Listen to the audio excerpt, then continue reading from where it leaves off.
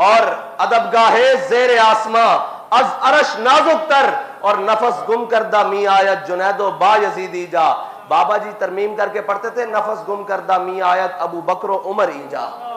ये इतनी नाजुक बारगाह है जहां पे औलिया सहाबा सारे सांस रोक कर बैठते हैं। तुम वहां पर अपने बक बकारे लगाओ, तुम्हारे लिए अल्लाह ताला का बहुत दर्दनाक अजाब है। अगर तुम हुजूर सैयद आलम सल्लल्लाहु अलैहि वसल्लम के उस शहर की बेहुरमती करो और उस शहर के अंदर अपने एक झूठे लीडर की खातिर, उसकी क्या हैसियत है भाई? वहां तो बड़े बड़े सरवर और ताज वाले ऐसे सर झुकाकर खड़े हैं, तुम उसके लिए बातें करते फिरो।